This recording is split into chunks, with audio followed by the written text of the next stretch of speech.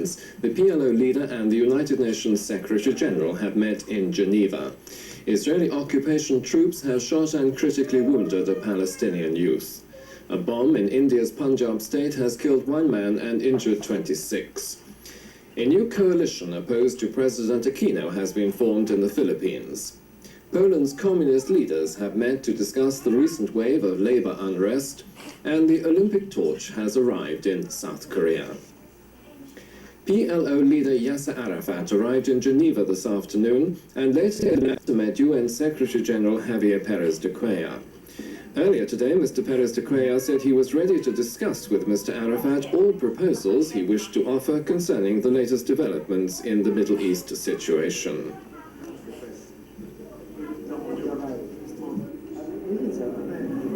I told him that I am coming from Sana because I had already invited him to see me in Sana some days ago. One of my advisors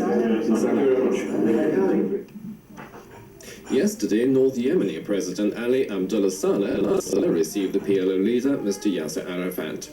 During their meeting, talks focused on the current situation in the Arab region, bilateral relations, and matters of mutual concern.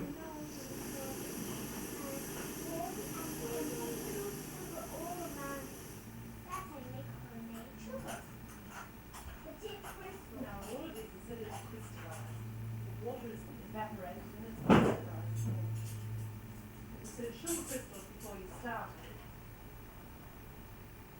and it turns back into sugar crystals. The men in the South Hill have sent some dates in the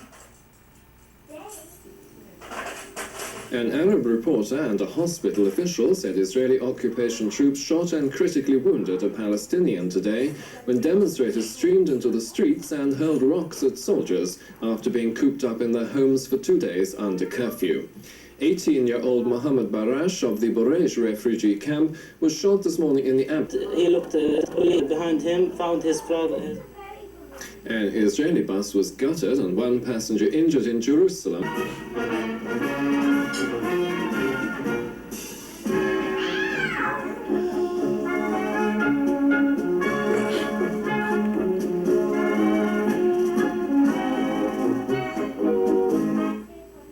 A U.S. Navy videotape broadcast in the United States last night by NBC News showed a Navy radar operator aboard the USS Vincennes shouting "dead on" as one of the ship's missiles shot down an Iranian passenger jet believed to be an F-14 fighter on July the 3rd.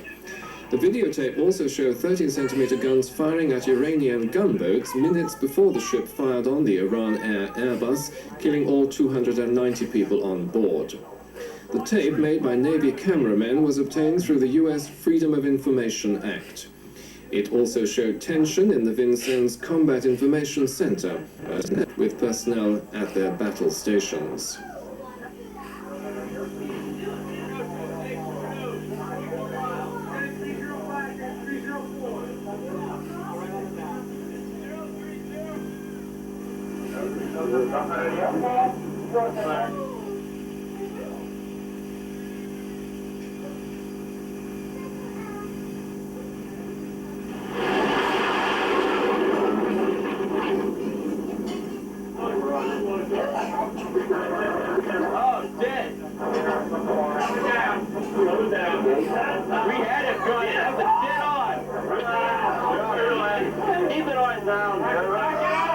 President hold the ship crossing the Iranian declared war zone line.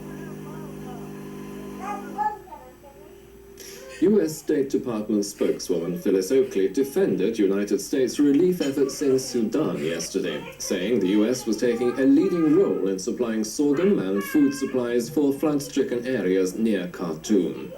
Mrs. Oakley said the United States had provided plastic sheeting for shelter and blankets for displaced people and had sent bacterial tests and medical assistance for areas with infected drinking water. She added that the United States was also helping with other disasters in the country, including famine in the south and locusts in the west. The Foreign Disaster Assistant dispatched a disaster expert to help look at the situation, and we have sent a certain amount of plastic sheeting to help with housing for temporary shelter. In addition, we have sent some doctors to help with the disease-related problems that may develop, and we have pledged $80,000 to cover 1/4 of UNICEF's contribution of medicine and blankets. We have just provided equipment for tests for bacteriological contamination in Khartoum's water supply. We continue to play a lead role in helping with the other disasters facing the Sudan, specifically famine in the south and the locust problems in the west. We are monitoring the tragic situations there and will continue to help. Sikh militants set off a bomb outside a hospital in the North Indian state of Punjab today, killing 1 man and injuring 26. Police said 12 of the injured were in serious condition after the blast in the town of Ajnala, 20 kilometers northwest of the Sikh holy city of Amritsar. Police said the bomb, which was tied to a bicycle in the hospital car park, was timed to go off shortly after 11 a.m. More than 1,700 people have died so far this year in an extremist campaign for an independent Sikh homeland based in Punjab. The Soviet news agency TASS said today that Afghan government forces had withdrawn from central Bamyan province under pressure from Afghan Mujahideen fighters. TASS, quoting the Afghan news agency Bakhtar, said the situation had become extremely tense in Bamyan due to an increase in Mujahideen activities and the shelling of populated areas. Soviet forces in Afghanistan have withdrawn from both Bamyan and Paktia provinces since the troop pullout began in mid-May. Moscow says it will not intervene to help Afghan forces in areas from which its troops have been withdrawn. Philippines Vice President Salvador Laurel said today he was heading a new coalition opposed to President Corazon Aquino, accusing her of incompetent leadership. Mr. Laurel's move to lead the Union for National Action formalized a year-long shift away from Mrs. Aquino, whom he urged 2 weeks ago to resign and hold new elections. Senator Juan Ponce Enrile, sacked by President Aquino as defense minister in 1986, is vice chairman of the new grouping. Disaffected former army officers have joined the popular uprising against Burma's besieged socialist rulers, calling for an interim government to oversee a transition to democracy. Rangoon residents said by telephone that former Defense Minister General Tin Yu addressed a crowd of 10,000 today at Rangoon's General Hospital. Soviet envoy Igor Rogachev arrived in Peking today.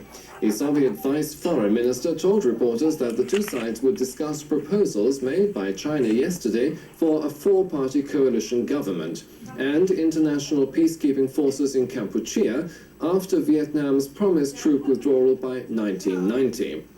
Moscow's ally, Vietnam, is opposed to an international peacekeeping force and anxious to exclude from power the Chinese-backed Khmer Rouge guerrillas, whose reign of terror in Kampuchea was ended in 1979 by invading Vietnamese troops. Suspicious damage has been discovered in a vital batch of components for the United States Space Shuttle Discovery. U.S. space and members of the Championships Organizing Committee participating in the 4th GCC Junior Handball Championship. The president of the General Organization for Youth and Sport welcomed the guests and expressed Bahrain's pride in organizing such championships, which in return helped developing brotherly relations between GCC youth. The president also praised the high standards of the teams in the championship and the important role played by sport federations. The heads of the delegations expressed their appreciation to the government of Bahrain for its kind hospitality and good preparations.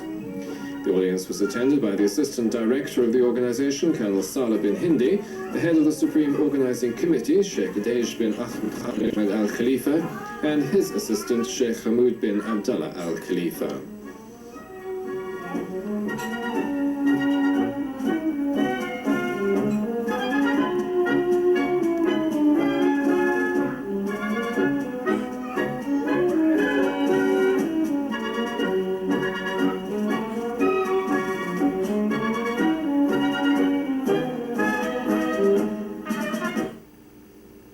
Steve Cawthon, the radio-beating British champion jockey, was rushed to hospital unconscious yesterday after being... The minimum temperature expected tonight is 31 degrees Celsius with a maximum tomorrow of 37. Humidity expected tonight is 85%, falling to 60% tomorrow. The surface wind southeasterly 5 to 10 knots, becoming northeasterly 7 to 12 knots in the morning.